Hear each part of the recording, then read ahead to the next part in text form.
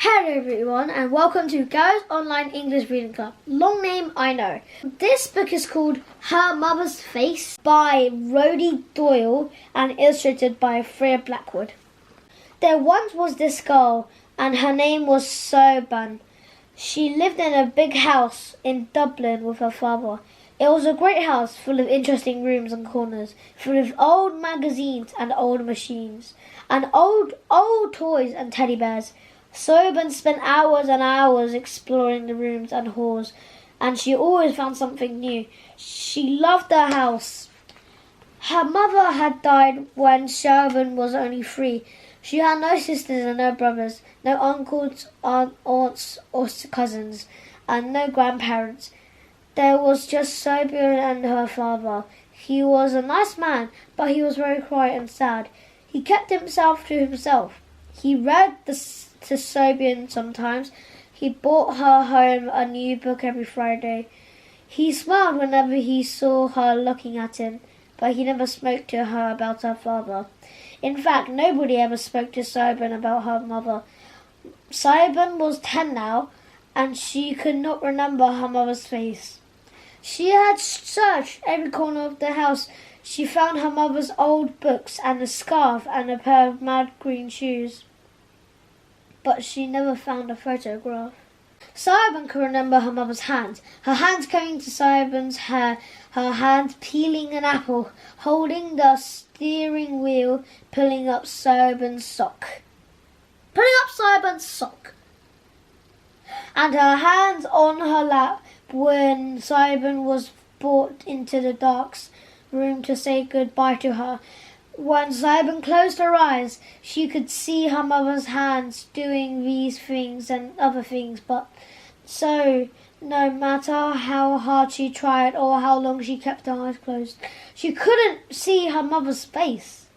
She could remember her mother's voice, and she could remember some words. Cat and spuds for dinner, Siobhan. How does that sound? Yuk.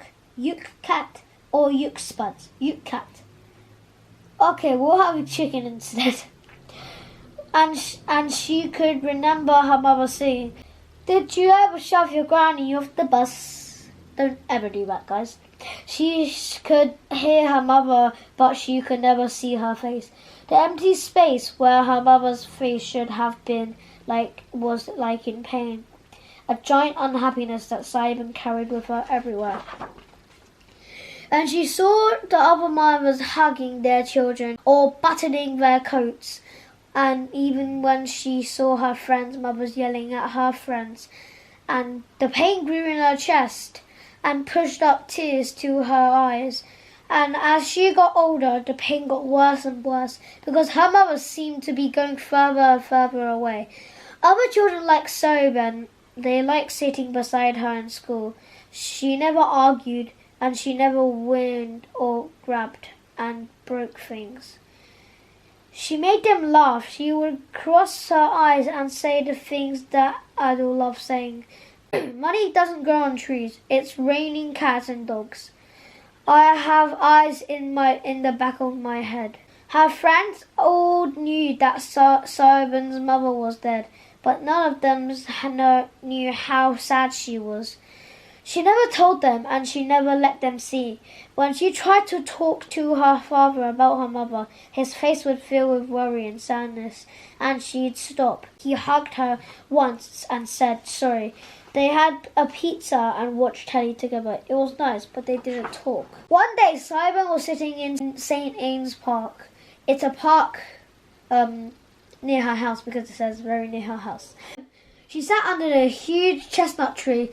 She could remember her mother's hands holding her up high enough to pull a conker from the lowest branch. She could remember her voice, the big one. Grab it, yes! She could remember how it felt, the hand squeezing through her coat and dress, the nice safe feeling, knowing that she wouldn't fall. She tried to remember turning to smile at her mother, but she wouldn't. This was what Siobhan was trying to remember when she heard a voice. Hello. Siobhan looked and saw a beautiful woman standing beside her. The woman sat straight down on the grass. Most adults never did this because it was quite mucky and damp. "You're sad, aren't you?" said the beautiful woman. She had dark brown hair like Cybin's and brown eyes, and she had a friendly smile and a lovely voice. Cybin never spoke to strangers, but this woman didn't seem like a stranger.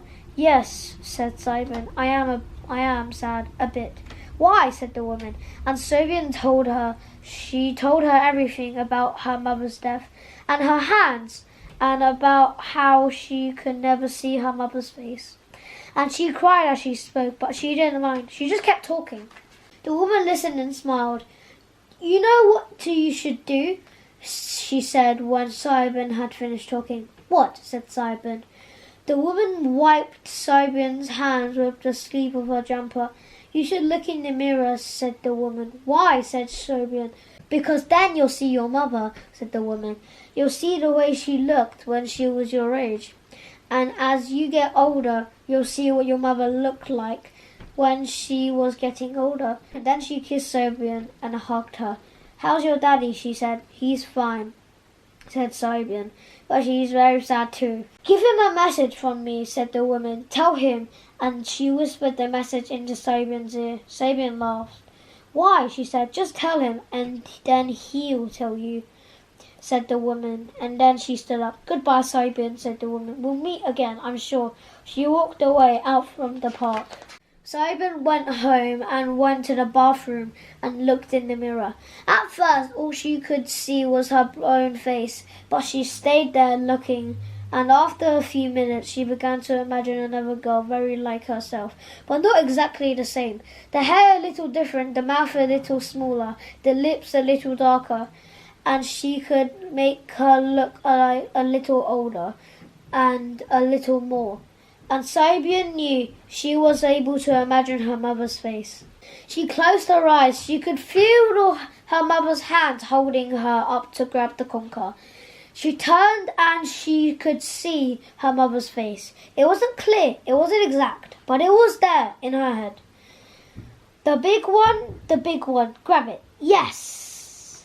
That's the line her mother would say when she tried to pluck the conker from the conker tree. And Cybin felt happy for the first time since her mother had died, but she forgot all about the beautiful woman's message to her father. Cybin grew older, 14, 15. She looked in the mirror every morning and evening.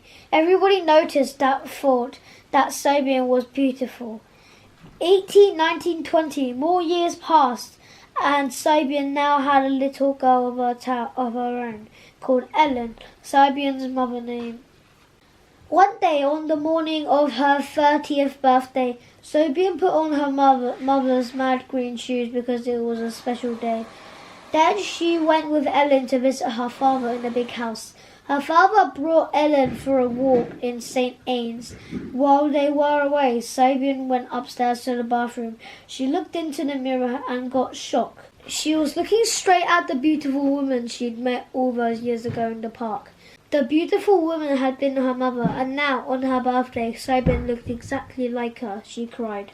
She heard the front door slamming, and little Ellen ran into the bathroom. She was holding a conker. She stopped when she saw Cybin. "Why are you crying, Mummy?" she said. Cybin picked her up. "Sometimes people cry when they're happy," said Cybin. "Can I cry as well then?" said Ellen. "Yes, love," said Cybin. And Cybin and Ellen cried until they were soaking wet and laughing.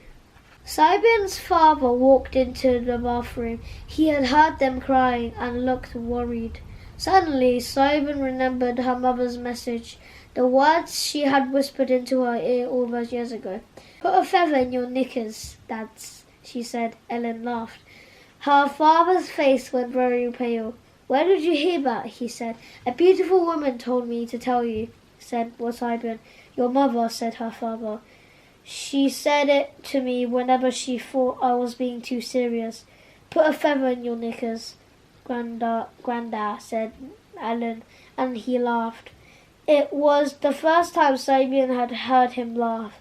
They went downstairs and made coffee, and Cybin's father told him all about her mother, Ellen's grandmother. He told them how they'd met at a bus stop on Abbey Street.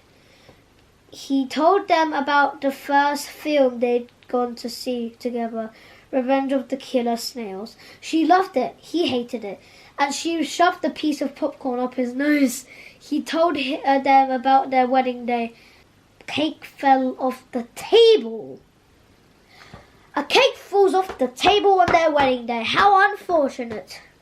How the cake fell off the table when they were trying to cut it. He told them everything. It was dark by the time he stopped talking. He was tired, and he was happy. Simon was also very tired and happy, and little Ellen was asleep. And that's the end of the story. Simon didn't live happily ever after, but she lived a long, long life, and she was happy a lot of the time. Her father lived enough to see Ellen grow into a woman. And what about Ellen? She's mad and funny and beautiful, and she cycles around Dublin with a big bag of feathers, looking for men who will look too serious. And that's it. This book is called Her Mother's Face. I hope you learned something new today. Well, subscribe and hit the notification bell and like the video. I'll see you guys next time.